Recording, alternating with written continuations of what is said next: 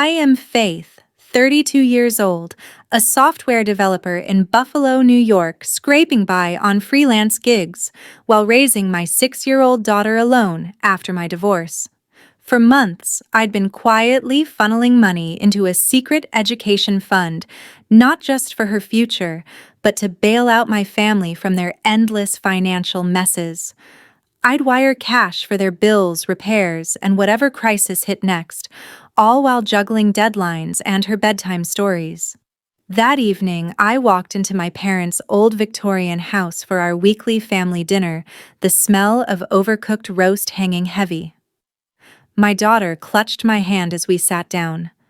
My parents and sister were already there, forks clinking. Midway through the meal, my father barked, "That kid of yours is too soft, needs discipline." My mother nodded sharply. "Exactly. Spoiled rotten by your lax rules." Then my sister sneered. "Her place isn't at the table with us. Send her up to the attic, let her learn some grit." My heart raced as they grabbed her arm and marched her upstairs to the dusty, cobweb-filled space, locking the door behind her. I heard her small cries echo down. Fury surged through me. I stormed up, yanked the door open, and pulled her into my arms. "Enough," I snapped, facing them. "You treat her like trash. Watch what happens next. If you've ever dealt with family who dismissed your child like that, share your experience in the comments. Where are you tuning in from?" My father slammed his fist on the table, face turning red. "You ungrateful brat. We've put up with your messes for years, and now you question us." My mother crossed her arms, eyes narrow. "Yeah, Faith always playing the victim. That girl needs to toughen up. Life ain't handouts like you think." I held my daughter close, her tears soaking my shirt, but I bit back the urge to scream. Instead, I said calmly, "She's 6. This isn't discipline, it's cruelty. Let us leave." My sister laughed, leaning back in her chair. "Oh, please, sis. You're the one who can't handle real work. Freelancing from home. That's just lazy excuses while we scrape by." Their words stung, but I kept my voice steady. "I've been helping you all more than you know." It started a year ago, after my divorce left me rebuilding everything. My parents had retired early, my father from factory shifts with a bad knee, my mother from retail claiming stress. Bills piled up, fast rent, late power flickering. I set up that education fund secretly meant for my daughter's college, but I dipped into it to wire them money, $500 here for medical copays, $300 there for groceries. At first, it was small asks. My mother would call during my lunch breaks. "Honey, the fridge broke. Could you spot us? 400, we'll pay back." I'd transfer it right away, watching the fund shrink while I pulled all-nighters on coding projects. Then my sister jumped in, always with her failed ventures. "Faith, my new job hunt needs a laptop upgrade. 800 covers it. You're good with tech, right?" She'd text relentlessly if I hesitated. By spring, the demands escalated. My father demanded 1,000 for car fixes, a sedan that guzzled gas. "You owe us for raising you," he'd grumble over speakerphone. I enabled it, convincing myself family stuck together. My savings alerts buzzed oddly, a $50 pull I didn't recall, then 100 from the fund's linked account. I dismissed them as glitches, too exhausted from debugging code and school runs. One night after a client meeting, another ping hit, unusual transfer of 1,000 to an unknown account. Hands shaking, I traced it back, routed to my sister's name memo reading, "New ride deposit." That snapped something. But I pushed it down for the moment. Back at the dinner table now, their mockery boiled over. My sister smirked.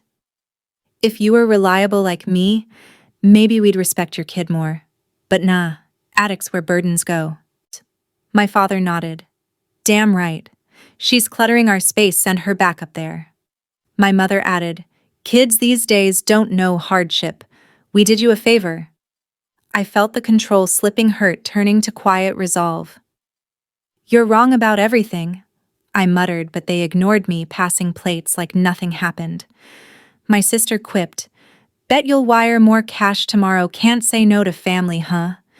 The jabs kept coming, each one digging deeper into old wounds from years of their favoritism. Finally, I stood. We're done here. I scooped up my daughter and headed for the door, their shouts following. You'll regret this, Faith. We need that cash flow, my mother yelled. Think of us, how will we manage? My sister chimed in. Yeah, don't be selfish. Your funds for all of us. Outside rain pelted the driveway as I buckled her in. Hurt twisted inside me, but control held I'd uncover the full betrayal soon. That night, alone in my apartment, I replayed their voices while checking bank logs again.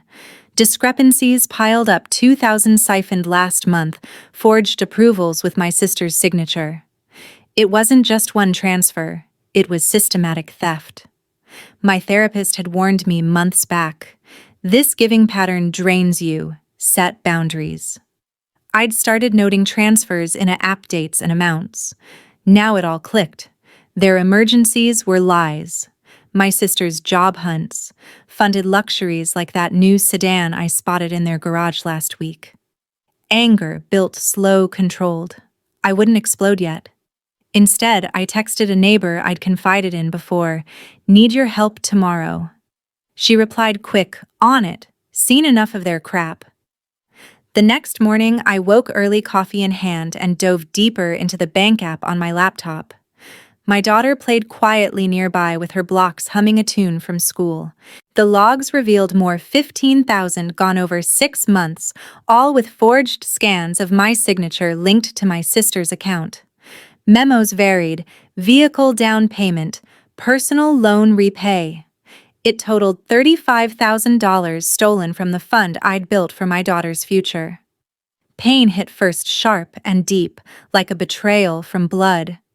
But it shifted quick to cold calculation. I grabbed my phone and hit record during a test call to my sister, pretending concern. "Hey, about last night, everything okay with money? That alert freaked me out." She hesitated, then spilled casual. "Chill, sis. Mom needed it for bills, and I grabbed some for my new wheels. That sedan's a steal at 10 grand. We'll square up later, promise." Her voice cracked a bit, but the admission was clear. I ended the call, saved the audio, and cross-checked statements. Another transfer, 5,000 to my father's old union fund, rerouted for home repairs. That never happened. Their lies unraveled. My mother's stress treatments were spa trips. My father's meds funded bets at the track. Fury built, but I channeled it. I called my therapist back from our last session. "This theft, it's fraud, right?" He confirmed. "Document everything. Get a pro on it." That's when I reached out to a financial expert I'd researched online, Dr. Gibson, specializing in identity theft cases. His office picked up fast. "Send the files over. We'll analyze free for the consult." By noon, my neighbor showed up at my door, coffee thermos in tow. "Spill it all," she said, settling on the couch. I played the recording, showed the logs. Her eyes widened. "Holy crap, they've been playing you. I saw your sister pull up in that fancy sedan last month, bragged about family perks. Count me in as witness." We pieced it together over the next hour. She'd overheard my parents boasting to friends about easy cash from the reliable one. "Doctor." Gibson emailed back quick, "Clear forgery here, 35,000 exposure. Recommend freezing accounts and legal action under New York law." Cold resolve settled in. No more pain, just strategy. I canceled all linked transfers, watching confirmations pop green. 0 owed. My phone buzzed, non-stop texts from my mother. "Bank error. Payment bounced, fix it now." My sister. "What the hell? My cards declined, your fault." I ignored them, focusing on the plan. Hurt faded to steel.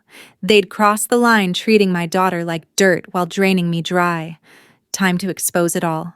That afternoon, I met Dr. Gibson downtown, files in a folder.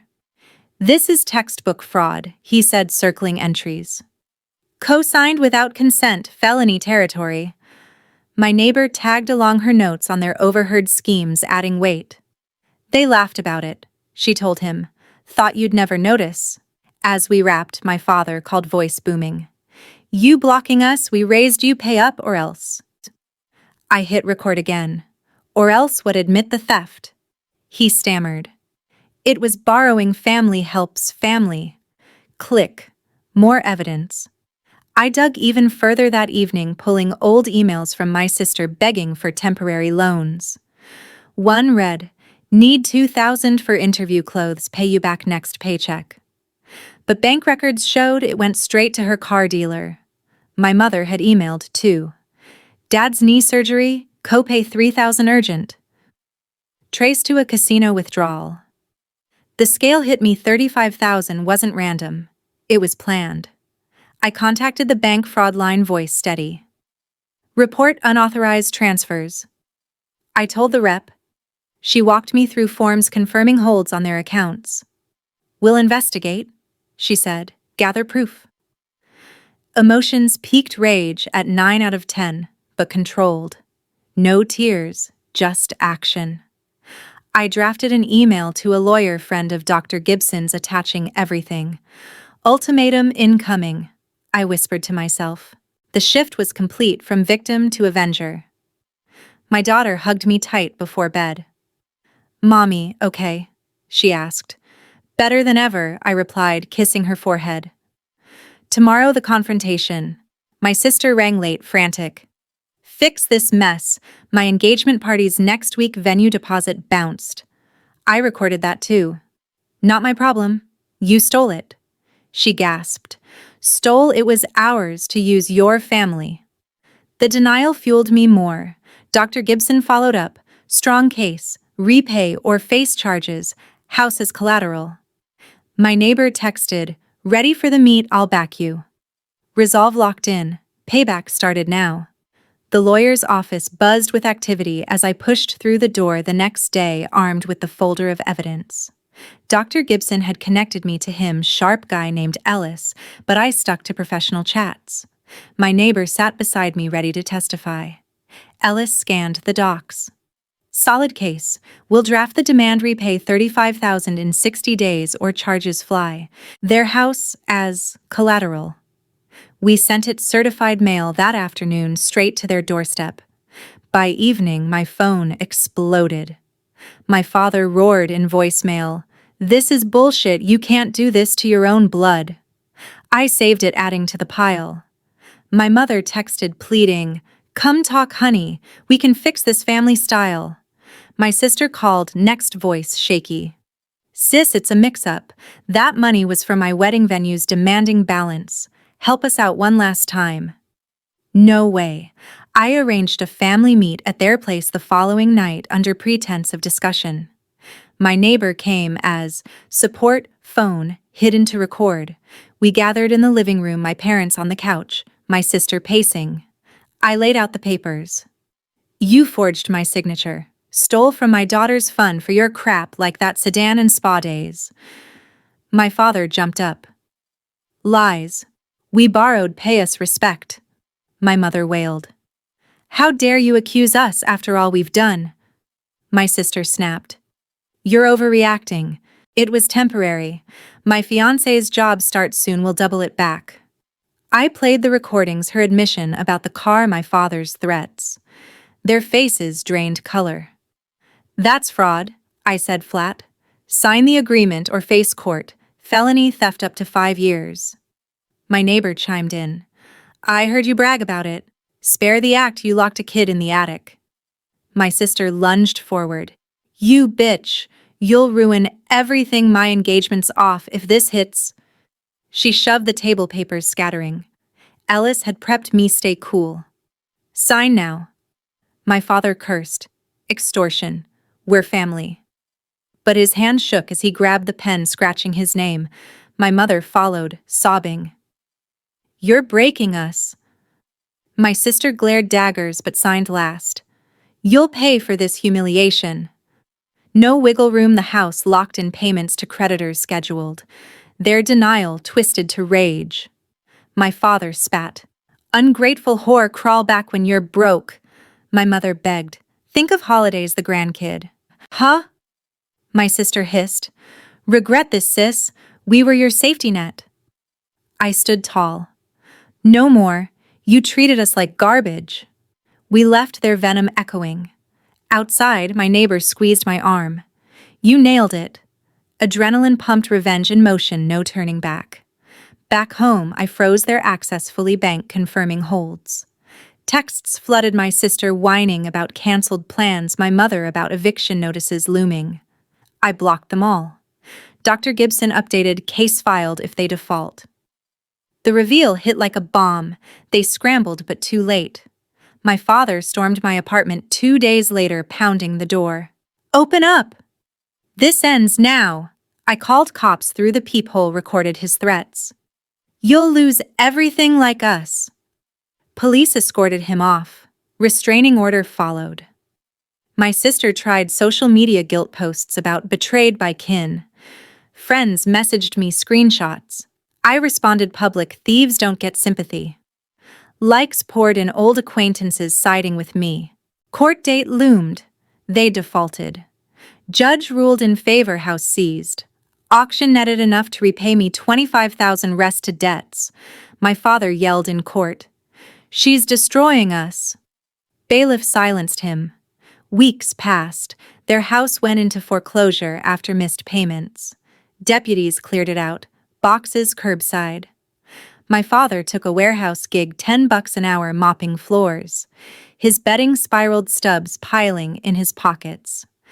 My mother clerked at a convenience store, $8 hourly, eyes dull from breakdowns. My sister's wedding imploded. Her fiancé bailed amid the scandal, leaving debts. Her bar job vanished when bosses heard about the fraud. Irony stung, they'd called my daughter a burden, yet now they begged relatives for scraps.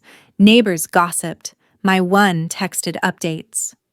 Their shunned cousins cut ties. Satisfaction grew, no guilt. I relocated us to a cozy apartment downtown, rent affordable at $900 monthly. Gigs poured in, coding contracts adding $20,000 yearly. Mornings meant debugging with fresh brew, afternoons park time with my daughter, her laughs free. Their numbers stayed blocked, please vanishing into void. Cutting ties wasn't spite, it was freedom. The weight lifted. I scrolled her school pics, smiling wide. Payback complete, their dark world collapsed, mine brightened. Months rolled by after the court ruling, their downfall accelerating. My father lost his janitor spot after showing up drunk, reduced to odd jobs like yard work for $5 an hour. Creditors hounded him daily.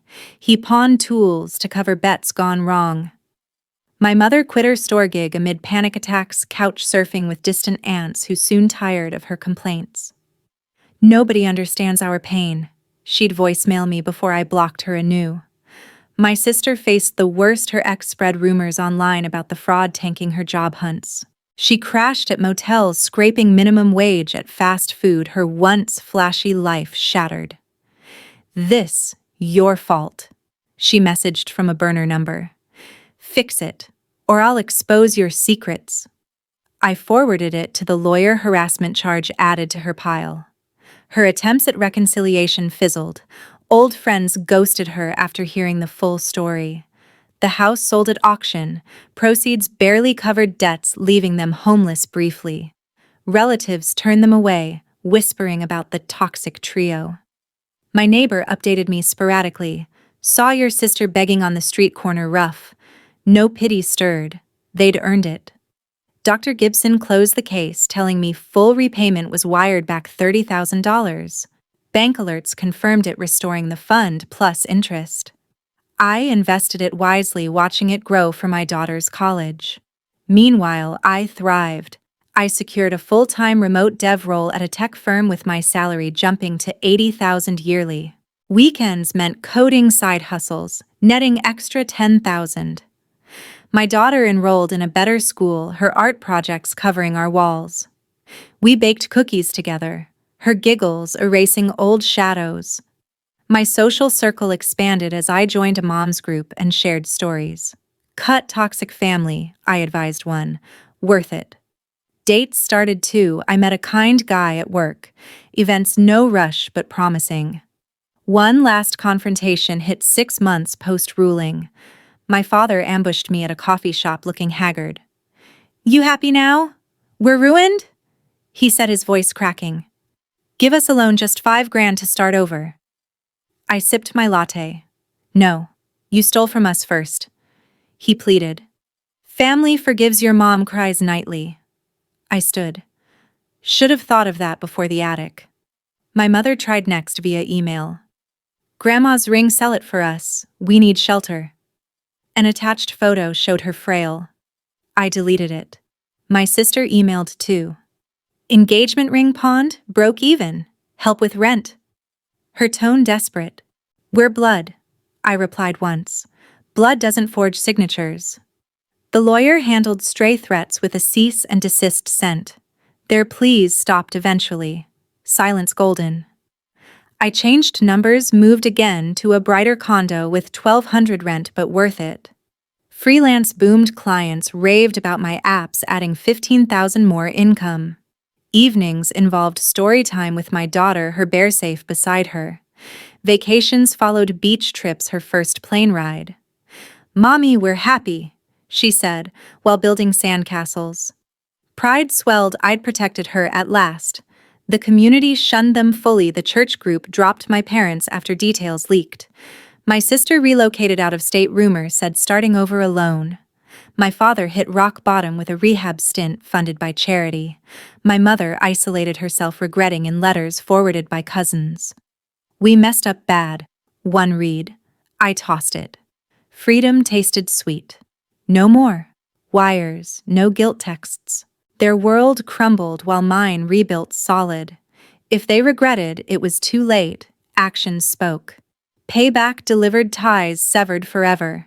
A year after their collapse, I stood in our condo's kitchen watching my daughter sketch a rainbow with crayons, her smile brighter than ever. The scars they left, those cruel words, the attic, the theft faded against her laughter. I'd learned the hardest lesson: family isn't owed loyalty when it's built on lies. They treated us like tools, but I carved our freedom from their betrayal.